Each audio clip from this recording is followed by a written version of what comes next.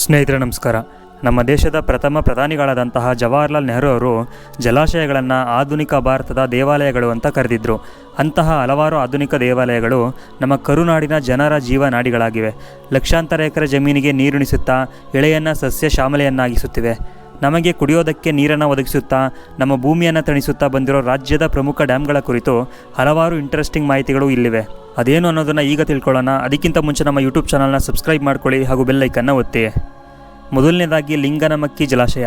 ಲಿಂಗನಮಕ್ಕಿ ಜಲಾಶಯ ಶರಾವತಿ ನದಿಗೆ ಅಡ್ಡಲಾಗಿ ಕಟ್ಟಲಾಗಿದೆ. ಶಿವಮೊಗ್ಗ ಜಿಲ್ಲೆಯ ಸಾಗರ ತಾಲೂಕಿನಲ್ಲಿರೋ ಈ ಅಣೆಕಟ್ಟು ರಾಜ್ಯದ ಅತಿದೊಡ್ಡ ಜಲವಿದ್ಯುತ್ ಉತ್ಪಾದನಾ ಘಟಕವನ್ನು ಹೊಂದಿದೆ. ಈ ಜಲಾಶಯದಲ್ಲಿ ಒಟ್ಟು 151.75 TMS ನೀರು ಸಾಮರ್ಥ್ಯ ಸಂಗ್ರಹವಿದೆ. 1964ರಲ್ಲಿ ಶುರುವಾದ ಈ ಅಣೆಕಟ್ಟು ನಿರ್ಮಾಣ ಕಾರ್ಯ ಸಹಸ್ರಾರು ಹಳ್ಳಿಗಳ ಅಸ್ತಿತ್ವ ಅಳಿಸಿ ಹಾಕಿತ್ತು. ಲಕ್ಷಾಂತರ ಎಕರೆ ಭೂಮಿ ಅಣೆಕಟ್ಟಿನ ಹಿನ್ನೀರಿನಲ್ಲಿ ಮುಳುಗಿ ಹೋಯಿತು. ಅದೆಷ್ಟೋ ಪ್ರದೇಶಗಳು ದ್ವೀಪಗಳಾಗಿ ಪರಿವರ್ತನೆಗೊಂಡವು. ಈಗ ಸೇತುವೆ ಆಗಿದೆ. ಆದರೆ ಇಲ್ಲಿಯವರೆಗೂ ಸಿಗಂದೂರು ಚೌಡೇಶ್ವರಿಯನ್ನು ತಲುಪಬೇಕು ಅಂದರೆ ಲಿಂಗನಮಕ್ಕಿ ಜಲಾಶಯವನ್ನು ಲಾಂಚ್ಗಳ ಮೂಲಕ ದಾಟಬೇಕಿತ್ತು. ಇಲ್ಲಿ 2 ಲಾಂಚ್ಗಳು ಕಾರ್ಯನಿರ್ವಹಿಸಿ ಪ್ರವಾಸಿಗರ ನೆಚ್ಚಿನ ಸ್ಥಳವಾಗಿ ಗುರುತಿಸಿಕೊಂಡಿತ್ತು. ಲಿಂಗನಮಕ್ಕಿ ಜಲಾಶಯ ಸಮುದ್ರ ಮಟ್ಟದಿಂದ ಸುಮಾರು 1819 ಅಡಿ ಎತ್ತರದಲ್ಲಿದ್ದು ಭೂಮಟ್ಟದಿಂದ 193 ಅಡಿ ಎತ್ತರದಲ್ಲಿದೆ. ಎರಡನೆಯದಾಗಿ ಆಲಮಟ್ಟಿ ಜಲಾಶಯ. ಆಲಮಟ್ಟಿ ಜಲಾಶಯ ಕೃಷ್ಣಾ ನದಿಗೆ ಅಡ್ಡಲಾಗಿ ನಿರ್ಮಿಸಲಾಗಿದೆ. ಇದು ಕರ್ನಾಟಕದ 2ನೇ ಅತಿದೊಡ್ಡ ಅಣೆಕಟ್ಟು ಎಂಬ ಹೆಗ್ಗಳಿಕೆಗೆ ಪಾತ್ರವಾಗಿದೆ. ಈ ಜಲಾಶಯದಲ್ಲಿ 123 TMC ನೀರು ಸಂಗ್ರಹ ಸಾಮರ್ಥ್ಯವಿದ್ದು ಕರ್ನಾಟಕ ಹಾಗೂ ಆಂಧ್ರಪ್ರದೇಶದ ಲಕ್ಷಾಂತರ ಎಕರೆ ಭೂಮಿಗೆ ಈ ಅಣೆಕಟ್ಟು ನೀರಾವರಿಯನ್ನು ಒದಗಿಸಿದೆ. ವಿಜಯಪುರ ಜಿಲ್ಲೆಯ ಬಸವನ ಬಾಗೇವಾಡಿ ಬಳಿ ಇರೋ ಈ ಜಲಾಶಯದಿಂದ ಪ್ರತಿ ವರ್ಷ 560 ಮೆಗಾವ್ಯಾಟ್ ವಿದ್ಯುತ್ ಉತ್ಪಾದನೆ ಮಾಡಲಾಗ್ತಿದೆ. ಈ ಅಣೆಕಟ್ಟೆ ನಿರ್ಮಾಣದಿಂದ ಬಾಗಲಕೋಟೆಯ ನಗರ ಹಾಗೂ ಜಿಲ್ಲೆಯ ಸಾಕಷ್ಟು ಪ್ರದೇಶಗಳು ಹಿನ್ನೀರಿನಲ್ಲಿ ಮುಳುಗಿ ಹೋಗಿದೆ. ಸದ್ಯ ಆಲಮಟ್ಟಿ ಜಲಾಶಯದ ಎತ್ತರ 519 ಮೀಟರ್ಗಳಾಗಿದ್ದು ಇದನ್ನು ಇನ್ನಷ್ಟು ಎತ್ತರಕ್ಕೆ ಹೆಚ್ಚಿಸುವ ಕಾರ್ಯ ಪ್ರಗತಿಯಲ್ಲಿದೆ. ಈ ಜಲಾಶಯ 2005ರಲ್ಲಿ ಲೋಕಾರ್ಪಣೆಗೊಂಡಿತ್ತು. ಮೂರನೆಯದಾಗಿ ತುಂಗಭದ್ರಾ ಜಲಾಶಯ ಅಥವಾ TB ಡ್ಯಾಮ್.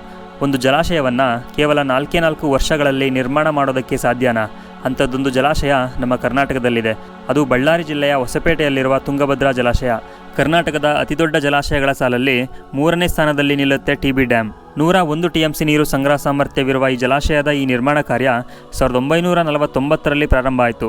ಕೇವಲ 4 ವರ್ಷಗಳಲ್ಲಿ ಈ ಜಲಾಶಯದ ನಿರ್ಮಾಣ ಕಾರ್ಯ ಪೂರ್ಣಗೊಂಡು 1953ರಲ್ಲಿ ಉದ್ಘಾಟನೆಯೂ ಆಯಿತು. ತುಂಗಾ ಮತ್ತು ಭದ್ರಾ ನದಿಗಳಿಗೆ ಅಡ್ಡಲಾಗಿ ನಿರ್ಮಿಸಲಾಗಿರುವ ಈ ಜಲಾಶಯ ಕರ್ನಾಟಕ ಮತ್ತು ಆಂಧ್ರಪ್ರದೇಶದ ರಾಯಲಸೀಮಾ ಪ್ರದೇಶಗಳಿಗೆ ನೀರಾವರಿಯನ್ನು ಒದಗಿಸುತ್ತದೆ. ಈ ಅಣೆಕಟ್ಟಿನ ನಿರ್ಮಾಣದ ಜವಾಬ್ದಾರಿಯನ್ನು ಹೊತ್ತಿದ್ದವರು ಇಂಜಿನಿಯರ್ ತಿರುಮಲ ಅಯ್ಯಂಗಾರ್. KRSನಲ್ಲಿ ಇರುವಂತೆ ಇಲ್ಲಿ ಹೂಳುರಹಿತ ತಂತ್ರಜ್ಞಾನ ಇಲ್ಲ. ಹೀಗಾಗಿ 101 TMC ನೀರು ಸಾಮರ್ಥ್ಯವಿರುವ ಈ ಅಣೆಕಟ್ಟೆಯಲ್ಲಿ 25% ಹೂಳಿನಿಂದಲೇ ತುಂಬಿಕೊಂಡಿದೆ. ನಾಲ್ಕನೆಯದಾಗಿ ಭದ್ರಾ ಜಲಾಶಯ. ಈ ಜಲಾಶಯವನ್ನು ಭದ್ರಾ ನದಿಗೆ ಅಡ್ಡಲಾಗಿ ನಿರ್ಮಿಸಲಾಗಿದೆ. ಚಿಕ್ಕಮಗಳೂರು ಜಿಲ್ಲೆಯ ತರೀಕೆರೆ ತಾಲೂಕಿನಲ್ಲಿರುವಂತಹ ಲಕ್ಕವಳ್ಳಿಯಲ್ಲಿ ಈ ಜಲಾಶಯ ನಿರ್ಮಾಣ ಆಗಿದೆ.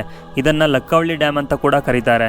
194 ಅಡಿ ಎತ್ತರವಿರುವ ಈ ಜಲಾಶಯದಲ್ಲಿ 69 TMCಗಳಷ್ಟು ನೀರನ್ನು ಸಂಗ್ರಹಿಸಬಹುದಾಗಿದೆ.